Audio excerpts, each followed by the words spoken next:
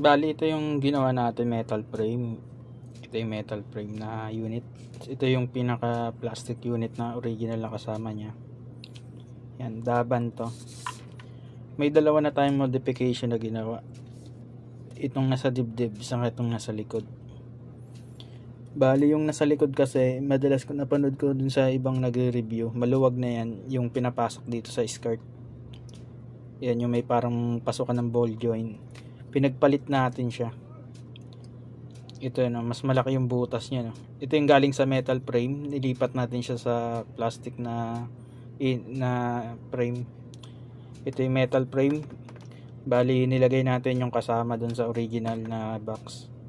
Yan, para sakto pa rin yung parts na nakalagay diyan. Pero may gagawin kang modification para magsakto yan. Kasi kapag di mo binago, medyo nakaangat to. Magkakaroon ng parang bakante siya. Yan, para hindi mo maipapasok tong side. Itong side na to. Yan, kung pag hindi mo ginawa tong modification na to. Yung J32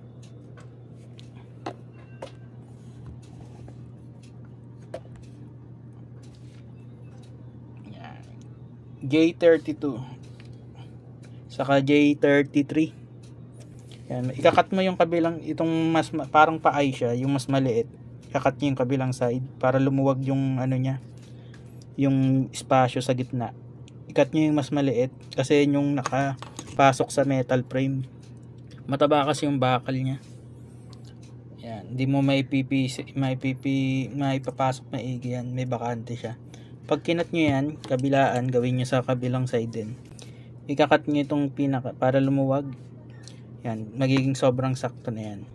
Tapos may ipapasok nyo na rin maigi itong pinaka sa side nya, sa gilid. Saktong sakto yan pag nilagay nyo na dito. Tapos di rin siya maluwag, masikip din siya. Ayan.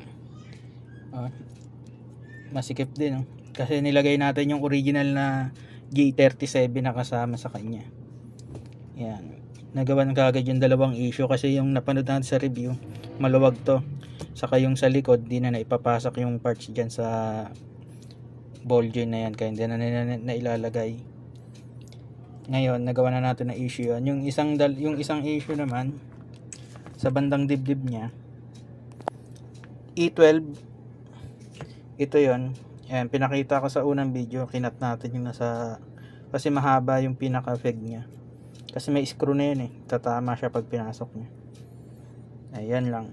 Bali yan yung dalawang modification na ginawa natin sa ngayon. Dito sa plastic, sa metal frame na blue frame, metal build, MB. Tapos pinalitan natin ng gray yung sa skirt. Tapos yung sa leeg niya kulay blue yung kasama sa metal build. Ito kulay blue. Ilipat din natin pinalitan din natin ng puti rin para mas maganda itsura. Yan lang. Bali tapos na natin siyang assemblein. I-explain ko lang yung mga experience natin sa unit. Pagdating sa metal frame, yung inner frame niya, wala tayong masyado naging problema. Yung dito sa binili natin na metal frame, stable talaga yung katawan niya, ang ganda. Pwede mo nang paglaruan siya. Yung pinaka naging issue niya, backpack, explain ko sa inyo. Ito yung plastic frame. Ayan. Explain ko lang ulit yung in-explain ko kanina, baka hindi niyo masyado naintindihan. Yung sa baywang niya, yung J33 saka J32. Ayan, yung sinabi kong ikakat, yan, papaluwagin nyo lang. Yun, parang paay siya. Tatapyasan nyo dito para lumuwag yung gitna. Yung mas maikli, tatapyasan nyo sa loob. Yan, para mas lumuwag. Para magkasya siya. Kasi yung metal makapal. Yan, para maipasok nyo na maigi. Ma-flat nyo. Yan, para maipapasok nyo na tong pinaka maliit na backpack nya dito. Kapag di nyo kasi pinalitan, maluwag yan. Yan, hindi siya pumapasok. Dahil napalitan natin yon, yan, pasok na siya. Ginamit natin yung sa plastic, yung kasama niya sa ano talaga. Ito yung sa metal build. Nilagay natin sa plastic. Malaki yung butas niyan. Yan siya. Saktong-sakto siya pag yung nilagay natin yan. Tapos nagamit ko lahat ng metal parts na kasama dun sa box. Kung may nakita kayo maliliit na blue, natanggal lang pala yung dito. Yan, mga butas. Nilagay ko na. Pwede nyo idikit para hindi na rin natatanggal. Ganda nito. Ayan yung metal parts, nagamit ko rin. Maski yung isang mahaba sa backpack, pinalitan ko. Metal na rin yung nakalagay. Ito yung plastic. Dapat palitan pala talaga yan kasi malutong. Ang ganda niya. Saktong-sakto na siya. Bali yung pagdating dito sa kamay, ulo, walang problema dyan sa baywang. Dito sa hips niya. Bali yung pinaka sa paa lang, itong parang skirt niya sa paa. Dinikit ko na lang yan kasi parang maluwag siya. Pwede siyang matanggal pagdating sa paa, pero minor issue lang naman yun, hindi kagaya ng malala talaga. Ito yung C8 saka C9, dinikit ko na lang yan para hindi na siya bumubukas. Tapos yung itong sinasalpak sa na gray, dinikit ko na lang din, pinix ko na yan, para kahit anong galaw ng paa, kahit tamaan siya, hindi siya malaglag. Saka tong parang booster niyan, dinikit ko na yan para kahit i-split ko yan, kahit tamaan siya, hindi siya malaglag. Yun lang. Yung B-fin niya, metal yan. Hindi na natin nagamit yung plastic. Pero kapag natapos nyo na lahat gawin, saka nyo lang idikit na lang yan. Dinikit ko rin niya para di na nagagalaw.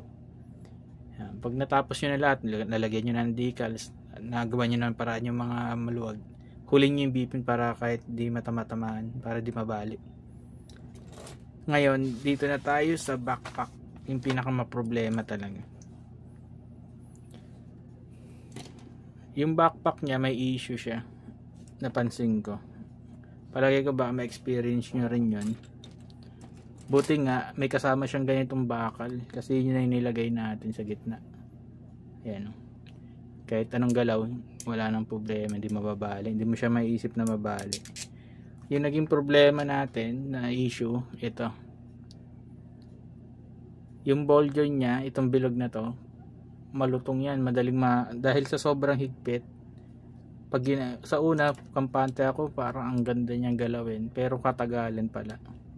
Lulutong siya. Kaya ginawa natin, nung nabali siya, kumuha tayong bulak. Kumuha ka na maikli. Yung bulak, bilugin nyo lang ng pahaba. Tapos ikot nyo. Yan, ikot nyo na bago maputol. Tapos eksakto nyo lang, tanggalin nyo eksaktong bulak lang, lagay nyo, sobrang nipis lang. Tapos lagay nyo na lang ng sino na pandikit, matibay yan. Tapos pag tumigas yan, parang bato na yan. Ayan, matibay yan. Parang bato na siya pag tumigas. Yan. Tapos itrim nyo na lang para kumini siya. Gawin nyo rin dun sa isa, parehas. Dito. Gawin nyo rin dito. Ayan, nilagyan ko na ng bulak. Para pag tumigas siya, parang bato. Hindi na mababali. Yan yung magiging issue nyo sa backpack. Ayan, kahit galaw-galawin ko na, kampante na ako, hindi mapuputol. Kung maputulan man kayo, pwede nyo i-push yan. Yung dito, kung di nyo pa nadidikit, lalabas tong bilog. Dito sa likod. Pag naputol sa inyo, hindi nyo inaasahan, hindi nyo pa nadikit. Kunyari naputulan kayo, i-push nyo para papunta doon, lalabas yan dito. Tapos pag nakuha nyo na, patibayin nyo na, dikit nyo na rin yan para hindi, kasi ito mababasag din yung katagalan. Pag dinikit nyo yan, titibay na yan. Para kahit galaw-galawin nyo na. Yan, ilang beses ko na tinesting yan, pinaglaro-laroan ko na, pinost-post ko na siya, balik, tanggal balik. Sobrang tibay niya na. Yan, hindi na siya nababasag. Tapos kaya niya nang hawakan lahat. Tapos itong itim na to, saklo, na humahawak dito sa kanon niya, i-mighty ba nyo buo. Kasi pwede rin maputol yan, mag-crack. Ito. Parang itong itim, parang support niya na rin yan. Itong itim. Dikit nyo para kahit mabuka siya ng ganun, may support. nakadikit na to, di na matuluyan. Yan. Ayan.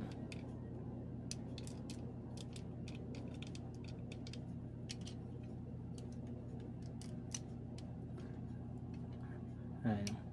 Tibay, oh. Kahit galaw-galawin mo. Kaya maganda yung magawa ng paraan kaagad itong ball joint na to. Patibayin nyo kaagad, maski yung dito sa missile nya, lagyan nyo rin. Naputol din sa akin yan. Yan, kapag naputol, push nyo pa ganon, lalabas yan dito sa likod. Yan yung bilog, lalabas yan. Tapos idikit nyo na, i-fix nyo na lahat. Tapos yun, okay na, tibay na. Kung magkalamat man pag-uhit, patibayin nyo na lang, cement nyo, o kaya yun yung maitiban. Tapos pa-itrim nyo na lang ulit. Ayan, parang bago na siya ulit. Tapos yung sa likod naman, yung kumakapit sa baril, ganoon ginawan ko na rin ng paraan kasi parang nagkakarak na rin. Yan, pinaikutan ko na rin ng bulak, tapos lagyan niyo ng maitiban yan, no? Para antibay niya na. Yung mga kumakapit ay yung mga lumulutong katagalan. Yan, kaya patibayin nyo na. Yan, no? Para kahit anong tanggal balik, matibay na siya. Hindi ka na problema kahit tumagal kahit ilang taon na. Yung ibang kit ko mga 15 years na. Ganyan lang ginagawa ko. Yung mumurahing na may tibay ng mga ganito, yung malagnaw lang. Pero pag may bula kasi mabilis tumigas, parang semento, parang bato na siya. Yan lang naman yung backpack issue. Pagdating sa metal frame, wala tayong naging problema ng husto talaga. Talagang solid pala talaga. Kaya isusunod na itong Amatsuhana naman na gold frame naman. Maganda talaga, maganda feedback. Advisable to. Mas naging issue pa yung dito sa backpack. Buti nga sinamahan nila ng metal na ganito. Yan, yung nilagay ko sa loob. Metal na yan. Yung isang haba. Okay na yan. Yan lang maging issue.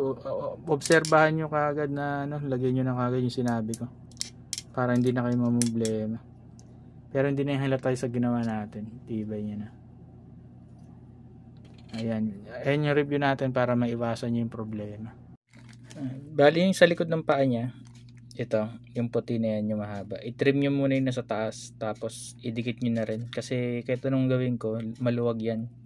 Dinikit ko na lang din na maitiban yan. Itong sa likod ng paa. Ayan, itong mahaba na to, maluwag siya eh. Pero pag dinikit mo, okay na yan. Wala naman siyang naapektuhan kahit yung articulation niya. Ganun pa rin. May nakalimutan pa lang sabihin, hindi nyo na magagamit tong cover niya sa harap ng alulod. Itong yung dito niya,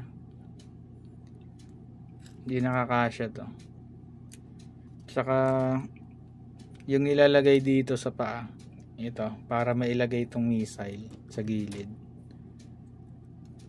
Yan. Bali mangyari niyan, malaki na yung agwat, hindi nyo na may papasok maigi to. Hindi nyo na may papasok maigi yan. Mangyari yan, assemble nyo na kagad, ganyan, tapos ibukan nyo ng konti.